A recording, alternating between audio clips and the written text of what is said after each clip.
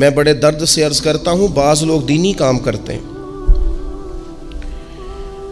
اور ان سے جب سوالات کیے جاتے ہیں تو وہ بعض اوقات تکلیف دہ معاملہ ہو جاتا ہے کہ اس دینی کام کے پیچھے بھی وہ والا خلوص نہیں جو ایک مسلمان کا رب اور رسول کے ساتھ ہونا چاہیے۔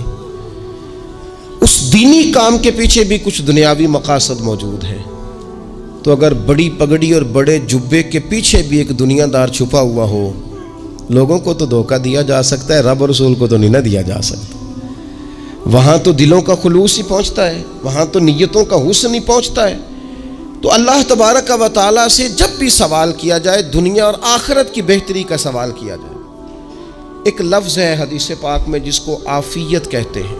ترمذی شریف میں حضرت سیدنا عباس بن عبد المطلب رضی اللہ تعالیٰ عنہ آپ کی روایت موجود ہے، فرماتے ہیں میں نبی پاک صلی اللہ تعالیٰ علیہ وسلم کی خدمت عالی مرتبت میں حاضر ہوا تو میں نے عرض کی، یا رسول اللہ صلی اللہ تعالیٰ علیہ وسلم، مجھے ایسی چیز بتائیں جو میں اپنے رب سے مانگوں۔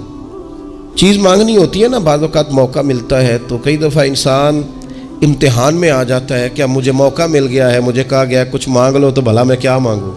حضرت عباس بن عبد المطلب رضی اللہ تعالیٰ عنہ نبی پاک علیہ السلام کے پیارے چچا جان ہیں، عرض گزار ہیں، یا رسول اللہ صلی اللہ علیہ وسلم، مجھے بتائیے میں اپنے رب سے مانگوں تو کیا مانگوں؟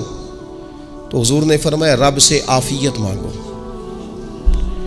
کہتے میں کچھ دن رکا، کچھ دنوں کے بعد پھر حاضر بارگاہ ہوا اور عرض کی، یا رسول اللہ صلی اللہ تعالیٰ علیہ وسلم، مجھے بتائیے میں اپنے مالک سے مانگوں تو کیا مانگوں؟ تو حضور نے پھر فرمایا اللہ سے مانگنا تو عافیت مانگنا۔ بزرگ فرماتے ہیں یہ عافیت کیا ہے؟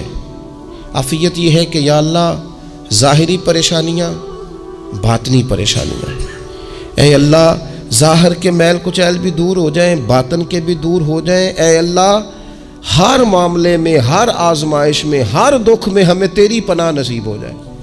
یہ عافیت ہے۔ اور صوفیہ کرام فرماتے ہیں عافیت سے بڑی نعمت کوئی نہیں اگر کسی کو میسر آئے تو، عافیت سے بڑا حسن کوئی نہیں اگر کسی شخص کو یہ نصیب ہو جائے۔ اور ایک اللہ والے نے تو ایک اور بڑا خوبصورت ترجمہ یہاں کیا ہے، وہ کہتے ہیں عافیت کا مطلب ہے دل کا قرار، عافیت کا مطلب ہے باطن کا سکون، عافیت کا مطلب ہے انسان کے مزاج کا حوصلہ، ٹھنڈک، بردباری۔ جس بندے کو عافیت نصیب ہو جاتی ہے گویا اللہ اسے سکون کی دولت عطا فرما دیتا ہے، تھوڑے پیسوں میں بھی سکون، بغیر شہرت کے بھی سکون، کوئی بات مان لے تب بھی سکون، کوئی دھتکار دے پھر بھی سکون، لوگوں کی گڈ بک میں ہو پھر بھی سکون، اور اگر لوگ سارے مخالفت میں آ جائیں تو چونکہ اللہ نے عافیت دی ہے پھر بھی سکون۔ اللہ تعالیٰ نے ان لوگوں کو قرار کی دولت، اللہ سے عافیت مانگی جائے۔ اس میں دنیا کی بھی بھلائی شامل ہے، آخرت کی بھی بھلائی شامل۔ نبی اکرم صلی اللہ تعالیٰ علیہ وسلم توجہ دلاتے کہ اللہ سے تم عافیت مانگو، ہمارا نہ جی، کیونکہ سب سے بڑا مسئلہ روحانی تربیت کا ہے۔ ہمارے ہاں باتیں ڈھیر سارے لوگوں کو آتی ہیں اور بہت زیادہ آتی ہیں، منصوبہ بندی کرنا، پلاننگ کرنا، اپنے معاملات کو خود سے کیسے لے کے چلنا ہے، کیسے ٹھیک کرنا ہے، اپنے حق میں دنیا کو کس طرح قائل کرنا ہے، یہ ڈھیر سارے لوگوں کو آتا ہے، اور اپنے حق میں دلائل کس طرح قائم کرنے ہیں، اس میں بہت سارے لوگ خود کفیل ہوتے ہیں، انہیں کسی سے مشاورت کی بھی ضرورت نہیں ہوتی۔ لیکن اللہ کی بارگاہ سے اپنا رشتہ کیسے جوڑنا ہے، مالک سے کرم کا سوالی کس طرح کر کے ہونا ہے، اللہ سے عافیت کا سوال کیسے کرنا ہے، یہ چونکہ روحانی تربیت میں ہمارا مزاج نہیں ہوتا لہذا ہم اس طرف جاتے نہیں۔ ہم وہ اپنی مرضی کی چیزیں، یعنی وظیفہ پوچھ کے گئے ایک صاحب، کچھ عرصے کے بعد آئے ہیں تو آ کے کہتے ہیں مولانا صاحب، پیر صاحب یا قاری صاحب یا فلاں صاحب، کسی سے بھی پوچھ کے گئے کس چیز کو نیک آدمی جانا، پھر لوٹ کر آ کے کہتے ہیں کہ آپ نے وظیفہ بتایا تھا پر کام کوئی نہیں ہوا۔ تو میں تو صاف کہتا ہوں اور کھلے دل سے کہتا ہوں کہ بھئی وظیفہ آپ کو بتایا تھا کہ اللہ کی رحمت متوجہ ہوگی، خدا کی رحمت کو آواز دینے کے لیے وظیفہ دیا تھا، کوئی بھی وظیفہ رب کو مجبور تو نہیں نہ کر سکتا معاذ۔ اور وظائف کس لیے پڑھے جاتے ہیں کہ جلدی سے معاملات ٹھیک ہو جائیں، میرے حق میں چیزیں بہتر ہو جائیں، تو اللہ کی رضا کے لیے پڑھے جاتے۔ تو وظائف کو، عبادات کو، نوافل کو، تلاوت کو، درود پاک کو تو رضا الہی کا ذریعہ بنانا چاہیے، لیکن ہم چونکہ ایک پورا الجھاؤ رکھتے ہیں اپنی دنیا داری کے معاملات سیدھے کرنے، ایک پورا خیر رکھتے ہیں۔ وہ لوگ ملتے رہتے ہیں مختلف بزرگوں کی نسبت کے تعلق سے، تو بعض جگہوں پہ بعض لوگ بڑے تیز ہوتے ہیں، یعنی ان سے آپ کی ملاقات ہوتی ہے تو بندے کو محسوس ہوتا ہے کہ یار اسے تو پہلے ہی ساری باتوں کا پتہ ہے، اور کئی دفعہ ان سے ملنے کے بعد احساس ہوتا ہے کہ یار اس سے تو تھوڑا سیکھ ہی لیتے تو بہتر تھا، یہ تو بات بڑی آگے نکل گئی۔ سارا پتہ ہوتا ہے، باشعور ہوتے ہیں، لیکن ڈر آتا ہے اللہ سے۔ اتنا باشعور آدمی، سمجھدار، پنچایت، پریا، لوگ، دین، دنیا سارا پتہ ہے، نماز کا ٹائم آ گیا تو وہ چھپتا پھرتا ہے، اس کی طبیعت پر بوجھ بن رہا ہے معاذ اللہ اللہ کے حضور حاضر ہونا، اسے خیر کا کام کرنا پڑ رہا ہے تو وہ ادھر ادھر نکلتا جا رہا ہے۔ تو سوال یہ ہے کہ پھر یہ شعور کا کیا مطلب رکھا ہوا ہے ہم نے؟ پھر اللہ سے دعا کرنے کی ضرورت نہیں۔ وہ حضرت عارف رومی رحمۃ اللہ تعالی علیہ فرمایا کرتے تھے بعض لوگوں کو رب سارا کچھ دیتا ہے، سجدے کی توفیق نہیں دیتا۔ اس کا مطلب یہ ہے کہ وہ کہتا ہے یہ سارا کچھ لے اور نکل جا، میرے گھر نہ آنا، رکھ سارا کچھ پاس۔ رب سے عافیت مانگی جائے، اس سے اس کا فضل مانگا جائے، اس سے اس کا کرم مانگا جائے۔ اللہ کے پیارے رسول صلی اللہ تعالی علیہ وآلہ وسلم اس عافیت مانگنے پر زور دیتے، توجہ دیتے۔ میں آپ کو صحیح بتاتا ہوں، رب نے اگر کسی بندے کو عافیت میں رکھا ہو نا تو حالات کیسے بھی برے چل رہے ہوں اس کا بگاڑ کچھ نہیں سکتے۔ اور اللہ تعالیٰ معاف کرے 100 دفعہ خاکم بدہن، اگر کسی وقت اس کے کرم کی نگاہ پھر جائے تو پھر سارے اسباب سمیت بھی انسان اپنے پیروں پہ کھڑا نہیں رہ سکتا۔ اس سے جب تک طلب کرم نہیں ہوتا، طلب عافیت نہیں ہوتی، اس کی بارگاہ سے جب تک بندہ مومن پورا رجوع نہیں کرتا، یہ عافیت اتنی اعلیٰ چیز ہے کہ نبی پاک علیہ السلام نے فرمایا اذان اور اقامت کے درمیان جو وقت ہوتا ہے اس میں دعائیں رد نہیں ہوتی۔ دعا مانگا کرو گے تمہاری اللہ اپنے فضل سے قبول کر لے گا۔ عرض کی یا رسول اللہ کیا مانگے؟ تو فرمایا عافیت مانگو رب سے۔ حضرت انس بن مالک حدیث کے راوی ہیں رضی اللہ تعالیٰ عنہ، یہاں بھی فرمایا یہ عین قبولیت کا ٹائم ہے، اب اللہ سے عافیت مانگ لو، اس کی پناہ۔ ہم دعاؤں میں بھی محدود ہو جاتے ہیں۔ رب دا طالب کوئی نہ ملیا، جو ملیا طالب زردہ ہو، دعاؤں میں بھی حد بندی۔ بعض اوقات بچے بھی تربیت کرتے ہیں نا، ایک مولانا ہے، ان کا خیال ہے کہ انہوں نے مجھ سے کچھ پڑھا ہے تو کبھی کبھی استاد جی کہہ دیتے ہیں، بہت پرانی بات ہے، انہوں نے مجھے فون کیا کہ اگر آپ کبھی تشریف لائیں، تو میں نے کہا پتر دعا مانگ اللہ کو چھوٹی جی گڈی دے وے۔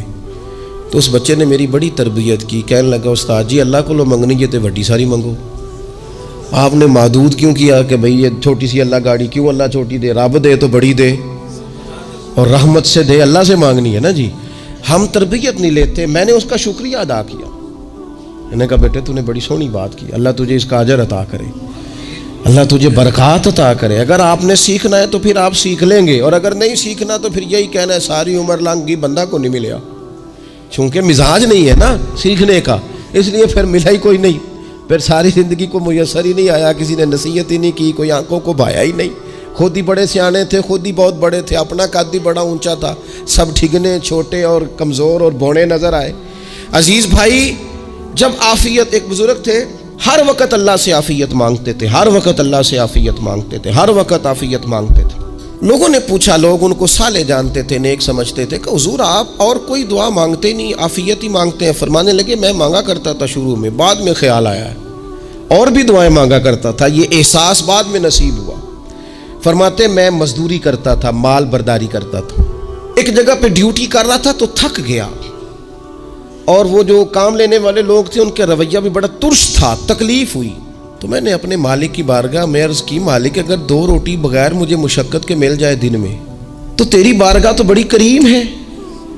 کہتے ہیں میں نے یہ دعا مانگ لی، ذرا میں تھوڑا آگے بڑھا تو دو بندے آپس میں لڑ رہے تھے، میں ان کی صلح کرانے کے لیے، انہیں بچانے کے لیے آگے بڑھا، تو میں جس کو چھڑا رہا تھا دوسرے نے میرے اوپر ضرب لگا دی، میرا بھی سر پھٹ گیا۔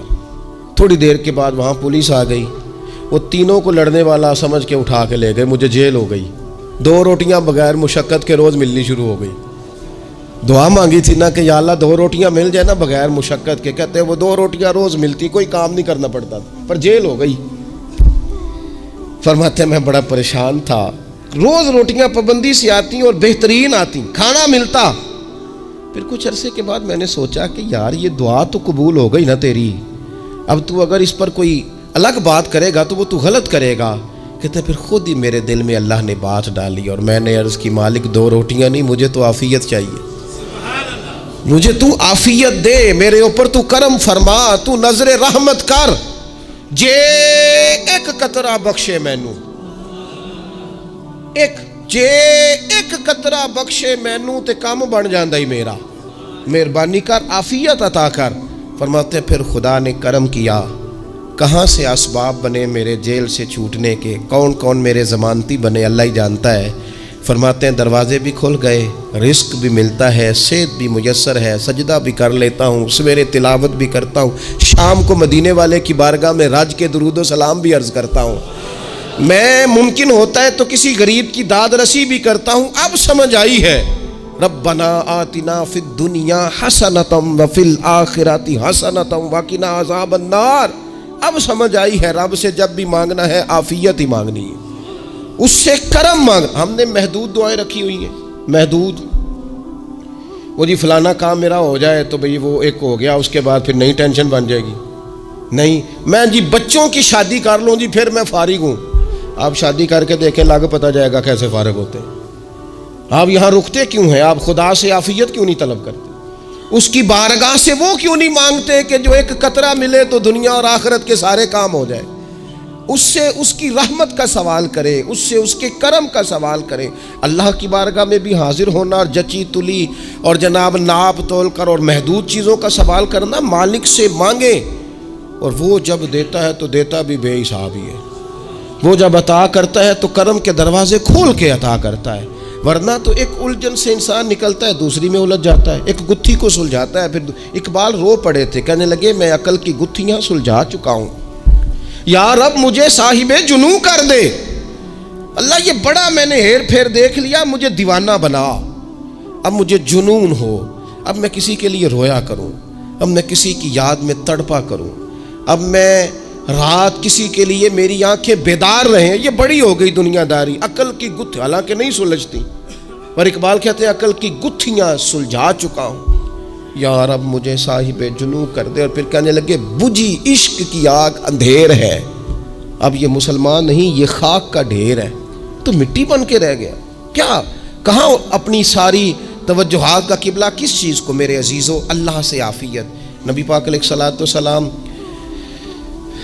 نے ایک شخص سے پوچھا کیا دعا مانگ رہے ہو؟ تو اس نے کہا یا رسول اللہ میں اللہ کی بارگاہ میں صبر کا سوال کر رہا ہوں۔ تو حضور فرمانے لگے صبر تو مصیبت پر ہوتا ہے۔ یا رسول اللہ پھر کیا مانگوں؟ آپ ان جملوں اور لفظوں کی گہرائی کو سمجھیں، صبر کے لیے تو پہلے مصیبت آئے گی پھر صبر آئے گا، تو یا رسول اللہ کیا مانگوں؟ فرمایا تو رب سے عافیت مانگ۔ مانا کیا ہے؟ مصیبت آئے کیوں؟ اللہ تجھے اپنی حفاظت کے حصار میں لے لے، وہ وقت ہی کیوں آئے کہ جب تیری طبیعت الجھ جائے، جب تو پریشان ہو جائے، جب تو تو اللہ سے عافیت مانگنا۔ جب تو عافیت مانگے گا تو اگر کبھی مشکل آئے گی بھی نا تو خدا پھر اپنے فضل سے مشکل سے نکلنے میں رستہ بھی بڑی جلدی عطا فرمائے گا اور تیرے اوپر فضل فرمائے گا۔ اگر عافیت، یہ جو ہم نبی پاک کی امت ہے نا، تو یہ ہمارے گرد اللہ کے فضل اور اس کی رحمت کا حصار ہے، یہ حصار ہے ہمارے گرد۔ وہ درویش نے کہا تھا نا کہ کروں شکر کتنا اور کروں فخر کتنا کہ تیرے کرم نے مجھے فائز المرام کیا، دیکھو بنا کے سید عالم کا امتی مجھ کو گناہ سے پہلے ہی بخشش کا انتظام کیا۔ ابھی میں نے غلطی کی نہیں لیکن مجھے حضور کا غلام بنا دیا، بخشش کا بندوبست پہلے ہو گیا۔ اپنے مالک سے بیمار بھی اس سے عافیت مانگے، مقروض بھی اس سے عافیت مانگے، بے اولاد بھی اس سے عافیت ہی مانگے، صاحب اولاد بھی اس سے عافیت ہی مانگے، جو دولت کے حصول کے رزق حلال کے خواہش مند ہیں وہ بھی اس سے عافیت مانگے، اور جن کی جھولی اس نے بھر دی ہے وہ بھی اپنے رب سے عافیت ہی مانگیں۔ مالک سے جب سوال کریں، ایک بزرگ تھے انہوں نے تو اپنی انگوٹھی میں لکھوا لیا تھا کہ یا اللہ مجھے عافیت عطا فرما، مگر جب بھی دیکھتا ہوں یاد آ جاتا ہے کہ اللہ سے عافیت مانگنی اپنے مالک کی بارگاہ کے اندر۔ دیکھو میں نے دیکھا ہے، وہ کسی نے کہا تھا کہ تیری خواہش ہے کہ وہ تیری آرزو کرے پوری، اور میری خواہش ہے کہ تیری آرزو بدل جائے۔ کچھ لوگ ایسی خواہشات بھی لے کے آتے ہیں کہ جو پوری نہ ہو تو بہتر ہوتا ہے، اس لیے آپ کو پتہ ہے موت مانگنا جائز نہیں دین میں۔ مصائب سے گھبرا کر، مشکلات سے گھبرا کر، زندگی کے مد و جزر سے پریشان ہو کر موت کا سوال کرنا جائز نہیں۔ کس طرح جائز ہے؟ ان لفظوں کے ساتھ دعا کر سکتا ہے کہ یا اللہ جب تک میری زندگی بہتر ہے مجھے زندہ رکھ، اور جب میرا دنیا سے جانا بہتر ہے پھر تو مجھے اپنی بارگاہ میں بلا لے۔ یہ بھی کیا ہے؟ یہ بھی عافیت کا سوال ہی ہے کہ یا اللہ رکھ بھی تب تک جب تک رہنا بہتر ہے۔ نبی پاک نے بھی ارذل العمر ہونے سے پناہ مانگی۔ ہمارا یہ مزاج بن گیا ہے کہ ہم اپنے حق میں ایسی چیزوں کا سوال کر رہے ہوتے ہیں جو کئی دفعہ ہمیں مل جائیں تو ہمارا نقصان کریں۔ قرآن حکیم ایک جگہ پہ اللہ کریم نے فرمایا ہے کہ اگر سب لوگوں کو مال دے دوں تو بغاوت کریں، فساد ہو جائے۔ کیا مانا کہ اپنا نقصان کر بیٹھے لوگ۔ ہم اپنے مالک کی بارگاہ میں بعض ایسی چیزوں کے سوالی ہیں کہ جو ہمارے لیے ٹھیک نہیں ہے، ہمیں اس کے کرم پر چھوڑنا ہے، اس سے عافیت مانگنی۔ اور بعض لوگ، کیونکہ میں کہہ چکا ہوں شروع میں کہ ہماری دینی روحانی تربیت نہیں ہوتی، اور ہم کہیں سے باقاعدہ اسباق لینے کے قائل ہی نہیں ہوتے، پوری تربیت کا ہمارا مزاج نہیں ہوتا، اپنی عقل اور اپنا شعور اور اپنے حساب سے ہم زندگی کو بتانا چاہتے ہیں۔ اور یہ جو میرا دور ہے یہ ویسے ہی الجھا ہوا زمانہ ہے، اللہ ماشاء اللہ، پتہ نہیں کوئی کیا بول رہا ہے، کوئی کیا کہہ رہا ہے، ایسے ہے جیسے کوئی میلہ لگا ہوا ہے، اور کان پڑی آواز سنائی نہیں دے رہی۔ جس کی دکان پر کوئی گاہک نہیں وہ بھی کہہ رہا ہے لائنیں بنا لو۔ ایسا الجھا ماحول ہے اور ایسی آزمائش ہے کہ لوگ بیچارے پریشان ہیں۔ دیکھیں جب تربیت کے ساتھ انسان آگے بڑھتا ہے نا، ہمارے پاس مقتدا ہے اللہ رسول کا کلام، ہمارا پیشوا ہے رب رسول کا فرمان۔ جب ہم کتاب و سنت کی روشنی میں آگے بڑھتے ہیں تو پھر ہمارے لیے منزل آسان بھی ہوتی ہے اور قریب بھی ہوتی، پھر ہمارے لیے آگے کی طرف سفر کرنا، آگے بڑھ جانا یہ آسان ہوتا ہے۔ آپ غور کریں جو لوگ دنیا میں کامیاب رہے، بھلا کس طرح کامیاب رہے؟ وہ اس طرح کامیاب رہے کہ انہوں نے نا اپنے رب سے عافیت مانگی، اللہ تعالیٰ نے خود بخود ان کے لیے رستے بنائے۔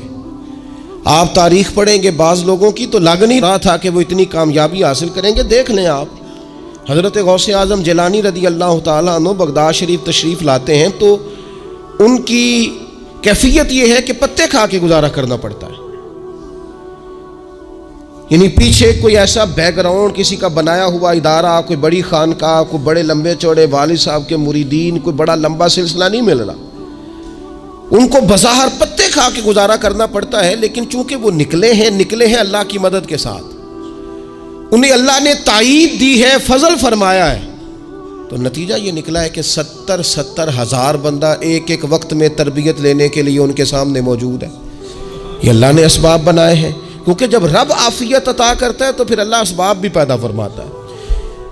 ہمارا ذہن تو تھک جاتا ہے سیاست کرتے کرتے، ہم تو جناب پوری ترتیب سے ہمیں سلیقہ آتا ہے کس طرح کر کے کس بندے کو کیسے قائل کرنا، پورے طور پر ہم وہ ساری زندگی سیاست کرتے رہتے ہیں۔ وہ خاندانوں میں بھی چلتی ہے، گلی محلے میں بھی چلتی ہے، دوستوں میں بھی چلتی ہے، اور بعد میں پتہ چلتا ہے کہ یہ پتے کھیل کون رہا تھا، اصل میں صلح کرانے والا تھا کہ لڑائی کرانے والا تھا، یہ سب کا خیر خواہ تھا، یہ سب کی ذہن کے اندر فطور کی آمیزش ہی اس شخص کی وجہ سے تھی۔ ہم چونکہ وہ خاص عافیت اللہ سے نہیں مانگتے، ہماری مخصوص سیاست ہوتی ہے سبھی کو راضی رکھو، اس کا نتیجہ یہ نکلتا ہے کہ ایک ٹائم آتا ہے کوئی بھی راضی نہیں رہتا۔ ہم اگر اپنے مالک کی طرف رجحان کریں اور اللہ نے جو ہمیں شعور دیا ہے اس شعور کو لے کر اللہ کی بارگاہ کی طرف بڑھیں، آپ یقین کریں आला हज़रत बरेलवी रहमत उल्लाह अलैह की किताबें हैं, एक एक किताब पर PhD हो रही है, और उन्होंने 150 साल पहले बैठकर जो कुछ लिखा था बाई नहीं लफ्ज़ ब लफ्ज़ उसकी ज़रूरत आज महसूस हो रही है और आने वाले वक्त में बढ़ रही है। लेकिन उनके पास कोई टीम नहीं थी, 50 लोग नहीं थे जो उनके पास बैठ के लिखवाते, अपना प्रेस नहीं था, ऐसे लोग नहीं थे कि जिनको पता होता कि किताब हम कल छापेंगे और इतने फीसद ये मार्केट में निकल भी जाएगी, ऐसा कुछ नहीं था। क्या था? अल्लाह की मदद साथ थी, ताईद ईज़वी साथ थी, अल्लाह ने अपनी आफियत में रखा था। वो कुरान मजीद की आयत का तर्जुमा करते हैं ना, आला हज़रत इहदिनस सिरातल मुस्तकीम, या अल्लाह हमें सीधी राह पे चला। बहुत सारे मुफस्सिरीन ने कहा ए अल्लाह हमें सीधा रास्ता दिखा, फरमाते हैं ए अल्लाह हमें सीधी राह पर चला। तो किसी ने कहा हुजूर ये चला और दिखा में क्या फ़र्क है? फरमाने लगे दिखाने का मतलब ये होता है कि किसी ने पूछा मैंने गुजरांवाला जाना है, तो दिखाना ये है कि उसे कहा यहाँ से बाहर निकलो, रोड पे चढ़ जाओ, सीधे जाओगे, एक पोल आएगा उसे क्रॉस करना, नीचे उतरना, वहाँ से शहर शुरू हो जाएगा। फिर उसने अगर कोई अंदरूनी जगह शहर की पूछ ली तो उसको कहा कि राइट हो जाना, फिर लेफ़्ट हो जाना, फिर आगे किसी से मज़ीद। ये है रास्ता दिखाना और एक है चलाना। उसने कहा मैंने गुजरांवाला जाना है, तो उसने कहा साथ बैठना मेरी गाड़ी पे, जहाँ तूने जाना है मैं छोड़ के आता हूँ। ये रास्ते पे चलाना है, ये मकाम तफक्कुर है, आप इस पर गौर फरमाएंगे। कहते हैं या अल्लाह तू हमें रास्ता दिखाएगा और दिखाता है, लेकिन चारों जानब शैतान भी तो बैठा है ना, फितने भी तो है ना, तो अगर तेरी रहमत साथ साथ रहे, माना कि मोहब्बत के सफ़र में हर गाम पे 100 मुश्किल है, लेकिन ये सफ़र आसान भी है अगर साथ तुम्हारा हो जाए। अगर तू साथ चले तो फिर ये सफ़र मुश्किल। वो हारून रशीद ना अपने महल की छत पे टहल रहा था, सबसे ऊपर वाले चौबारे पर, नीचे से हज़रत बहलोल दाना गुजर रहे थे, ऊपर उसके साथ सिपाही भी थे, गनमैन भी थे। उसने कहा ये बाबा तो ज़रा ऊपर उठाओ। उन्होंने एक डोली, एक टोकरी समझ लें, उसको रस्सियाँ बांध के नीचे फेंका। नीचे जो सिपाही थे उनको कहा कि ये बाबा जी को पकड़ के इसमें बिठाओ। उन्होंने जबरन थामा बाबा जी को, उसमें डाला, ऊपर वालों ने खींच लिया। 2-3 मिनट लगे। हारून रशीद के सामने हज़रत बहलोल दाना पहुँच गए तो थोड़े नाराज़ भी हुए कि ये कोई तरीका तो नहीं ना बुलाने का। मुलाकात हुई तो कहा क्यों बुलाया? कहने लगा एक मसला पूछना था। फरमाने लगे बादशाह है ना, तेरे मसले पूछने का भी अपना ही अंदाज़ है, पूछ मसला। कहने लगा बाबा पूछना था कि आप अल्लाह तक कैसे पहुँचे? हज़रत बहलोल दाना चुप कर गए। 2-4 मिनट के बाद कहने लगे जिस तरह अभी ज़मीन से तेरे तक नहीं पहुँचा, बिल्कुल इसी तरह पहुँच गया और रब करीम की बारगाह तक, और वो भी जो उसने करम फरमाया है, वरना मैं तो नहीं समझता कि मैं पहुँच गया, वो भी अगर तेरी खुशगुमानी है। तो हारून रशीद कहने लगा मुझे समझ नहीं आई। फरमाने लगे तो बादशाह जो है, इतनी जल्दी कैसे समझ में आएगी तुझे बात? फरमाने लगे अगर मैं तुझसे मिलना चाहता ना तो मैं एक दरख्वास्त लिखता, फिर किसी वज़ीर से सिफारशी साइन कराता, फिर वो जमा कराता, फिर मुझे टाइम मिलता कि फ़लाँ दिन फ़लाँ तारीख फ़लाँ टाइम आ जाना, फिर आके मैं लाइन में लगता।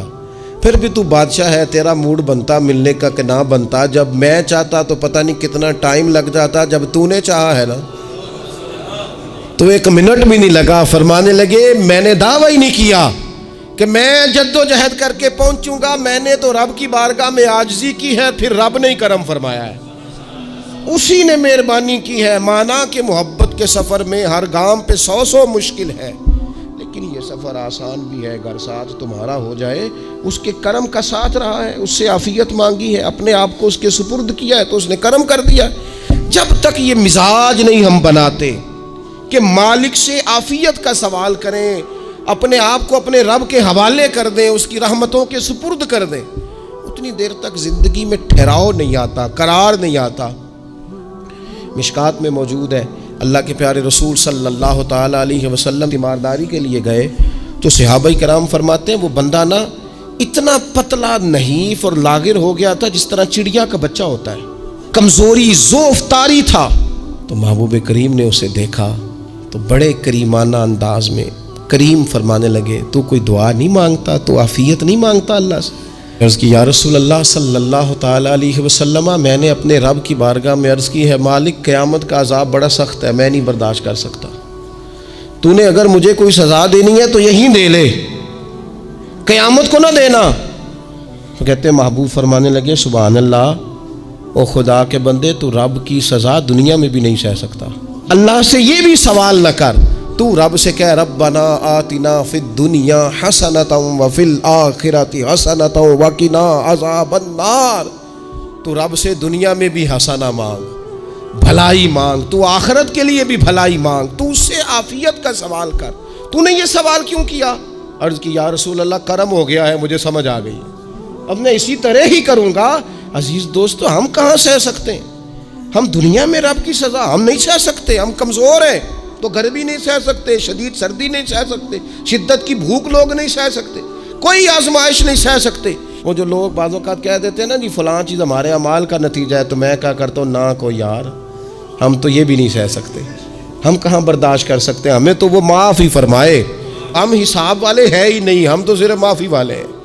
ہم سے نہ حساب پوچھے، اس نے حساب پوچھا تو پھر تو بڑی مشکل ہو جائے گی، اگر اس نے حساب پوچھا تو بڑی رسوائی ہو جائے گی، اگر حساب پوچھا تو مشکلات سامنے دکھائی دینے لگ جائیں گی۔ ہم سے تو وہ درگزر والا معاملہ کرے، ہم سے تو وہ کہے جا میں نے محبوب کے صدقے تجھے معاف کیا، جا تیرے لیے رحمت اور بخشش والا فیصلہ کیا۔ وہ کوئی سبب اس کی رحمت کسی سبب کو دیکھ لے اور درگزر کر لے۔ تو آج کی پوری گفتگو میں آج آپ کو بڑی ذمہ داری سے یہ گزارش کر رہا ہوں، اللہ سے عافیت مانگے، ہر وقت عافیت مانگے۔ میری سالوں سے روٹین ہے، میں دعا مانگتا ہوں اللہم انا نسألک العفو والعافیت فی الدین والدنیا والآخرہ۔ اور یہ خاموش تبلیغ ہوتی رہی، میں مانگتا رہا، کئی بچوں کو ویسے یاد ہو گئی، اس کو یاد کر لیں، اللہ سے عافیت مانگے، دین میں، دنیا میں، آخرت میں، اس کو اپنا مزاج بنائیں۔ اللہ تبارک و تعالی ہم سب کو عافیت نصیب فرمائے۔ آخر دعوانا الحمد۔